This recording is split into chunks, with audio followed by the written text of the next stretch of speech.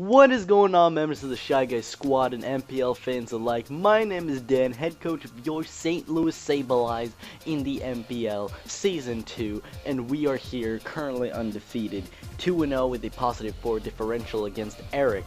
The Eric Experience, or previously known, with channel still being Eric is Bad at Games. Link will be, of course, in the description, so go check him out. He's an amazing guy, and he's back now with the MPL as well. So, we are facing off against the Sacramento Kingdras, and they have a powerful squad. Like, if you saw the team builder yesterday, you kind of know a general thing of what they have. I don't remember all the mods on the top of my head. I remember, from what you can see, he has the 6 that he has on his team preview. He has a Mandibuzz, he has a Noivern, he has a Slowbro. That's 9 of his mods. I don't remember 2. The last 2 I can't recall. They're sitting in my head, but I can't recall. But anyways, no matter. Eric today is bringing himself Mega Altaria, which is the Mega he drafted, Ambipom, Feraligatr, Heatran, Machamp, and Raikou. Now, I predicted his team pretty well. The only thing I had wrong was Heatran was not supposed to be there in my prediction. I expected Noivern because I felt like Noivern did a lot of work to my team. So when I didn't see it there, I was really happy as well because that gave my Sub-Salic Belly Jump Chestnut a bigger chance as long as the Altaria wasn't special. So I was really like, I started to see I was forming a pattern, but on my side I brought, as you guys saw from the team build yesterday, Choice Scarf, Nidoqueen, Leftovers, Blastoise, Sub-Salic Chestnut, Leftovers, Kofagrigus, was Armaldo Rocky Helmet? I feel like it was. And then we have Assault Vested Torn. So without further ado, without me gibbering along, let's just jump into the battle, shall we, boys? Let's go. So, this battle happened Sunday last week when week 2 went up against Jack. So, that Sunday I battled him. So, he leads off with a Raikou here. Big Jolteon, because Eric actually wanted Jolteon, which was supposed to be called Mini Raikou, but yeah, whatever. So I lead with Nidoqueen here because I felt like that was my best lead, and I was like, okay, cool, awesome, Earth Power, even though I should have predicted this switch because it is oh so blindly obvious that he was going to switch into Altaria here to be immune to that Earth Power. I could have gone for an Ice Beam, and I could have just OHKO'd this Altaria, wouldn't even have to worry about it along the road. But, not that it really matters in the long run, no, I'm just going to switch into Ultima, the Kofagrigus, and Kofagrigus here is here to eat hits and just dish out in form of Pain Split, Will-O-Wisp, and Destiny Bond. So, Gold Skies here is going to go for an EQ, and that's going to do practically nothing. Ultima is just going to eat that up and ask for some more. And that literally, due to Leftovers, it did 35 damage. So Eric is going to withdraw right here, and I predict that because he can't touch me, which tells me that he's also a physical variant, which is really good for my Chestnut.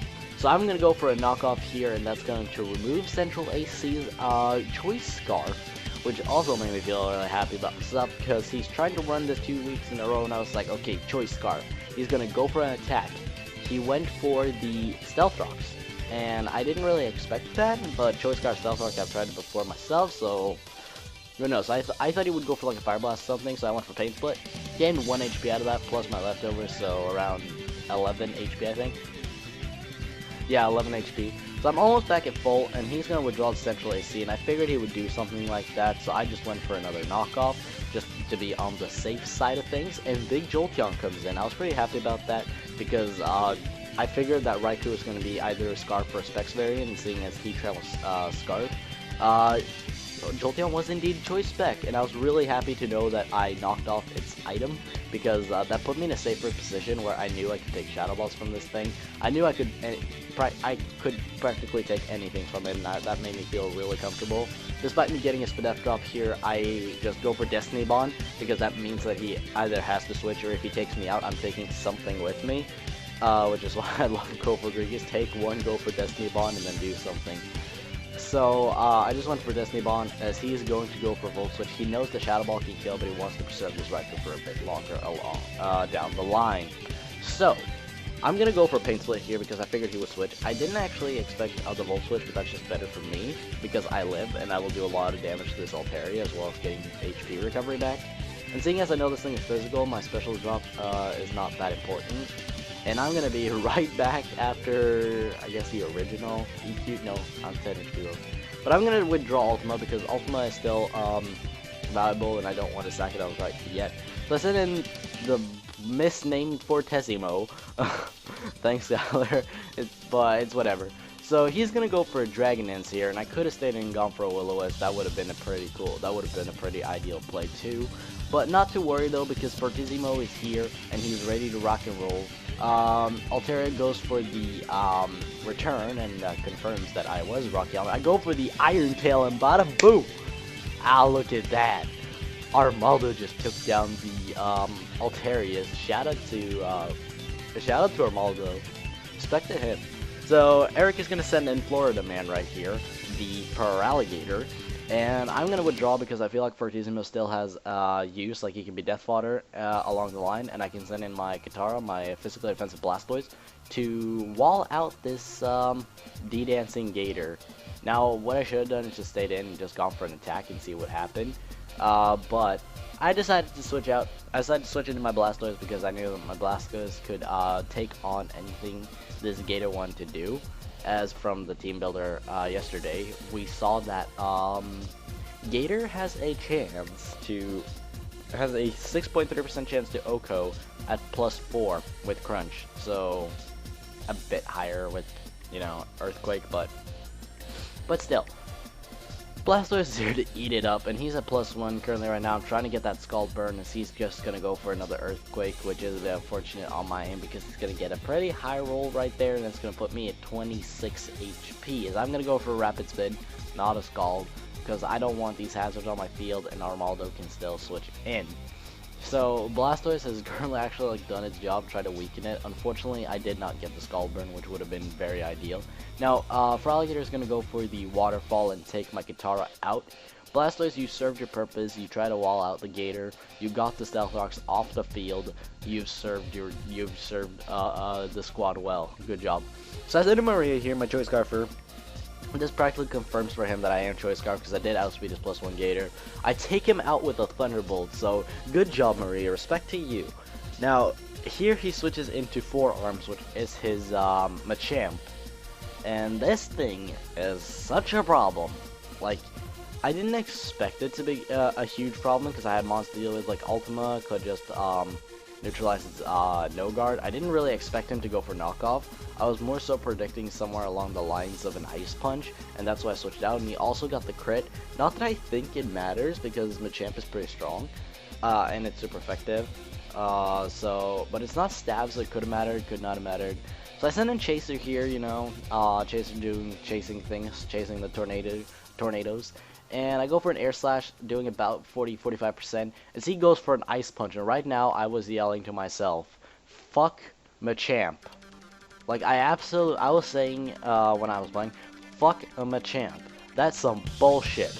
And then I was talking about, like, Eric right now has 2 freezes in 3 weeks. He froze Slax's Amoonguss and my Torn. Now, Slax's Amoonguss was not important because he had Togekiss to deal with it.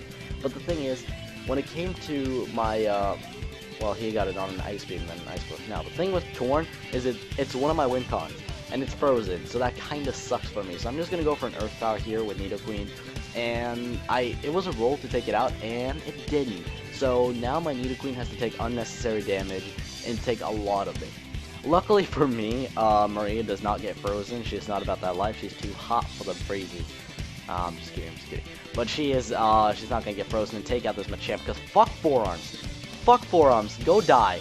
Okay, I'm sorry, I need to get that out of my system. So he's going to say in a Abomination, the Ambipom, is I'm going to send in Chespin Sr. on 1960. That's supposed to be an extra 0 there, but, you know, ORAS, like, character limits, I need, like, 1 more letter, that's all I need.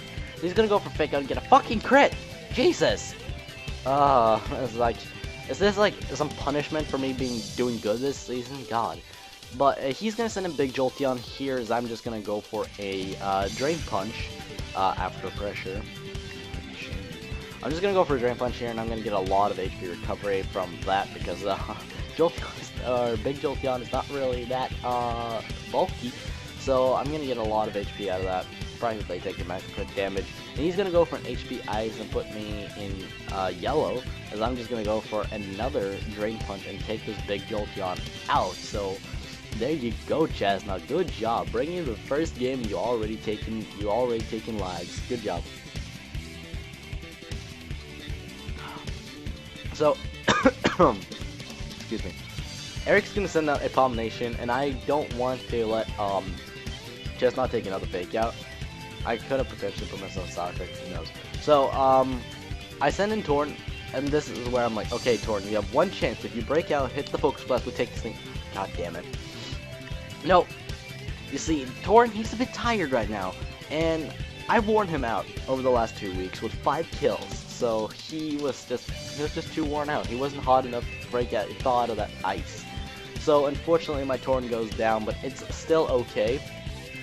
So I send in my Chestnut, and I have Chestnut and Maria. He has Ampom and Heatran, and he goes for a double hit and he gets a crit.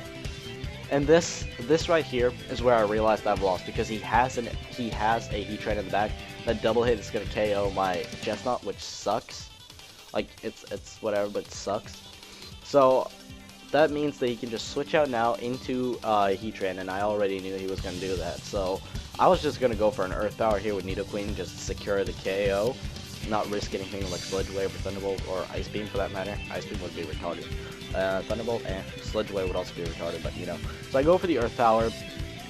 I take out this Heatran so I can at least secure the fact that it's a 1-0 and 1-0 loss in for me, and that it's a 1-0 victory in Eric's favor.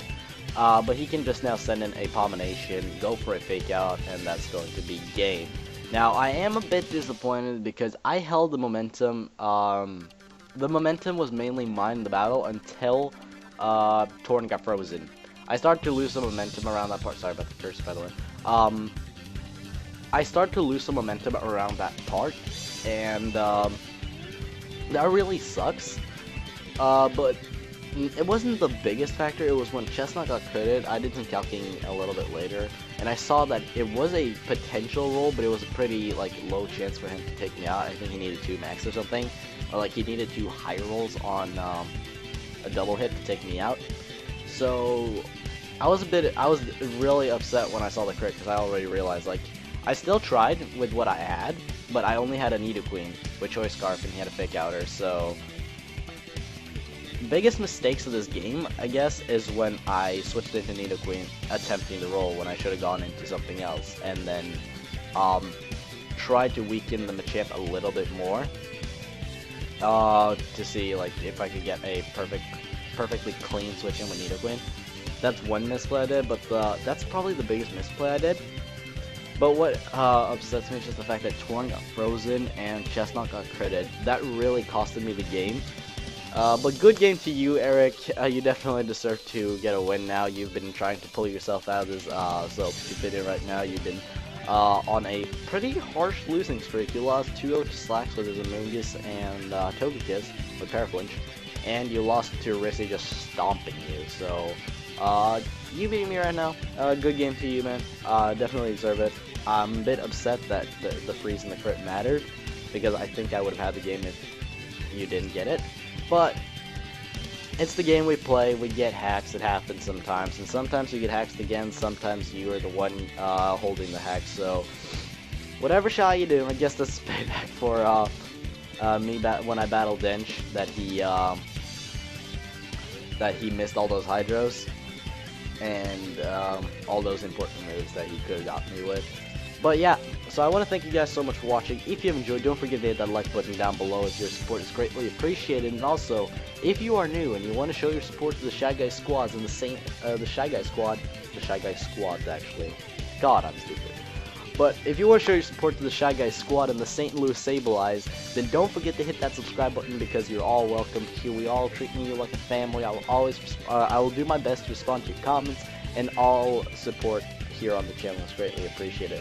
Now next week we face off against my divisional rival, I'd consider it, and probably the scariest opponent of the season, and I face him twice. We are facing off against Mr. Jordy LDR and his leads Rhyhorns. And just to list off a few of his Pokemon, he has the Latios Lati Infernape core. He has a Mega Manectric, he has a Ferrothorn, he has a Miltank, he traded with Blake Jellison for Tentacruels, he has a Tentacruel, he has Haunch Crow, he has Murder Crow. What else do you have, Jordy? Let me get that up real quick. Let's list them all off for what he has. Now, Jordy has a Mega Manectric, a Gyarados, an Infernape, a Flygon, a Latias, a Sylveon, a Ferrothorn, a Claydol, a Miltank, and a Jellison. Now, it's a terrifying team to face off against because it has great synergy, and Jordy really knows what he's doing with his team.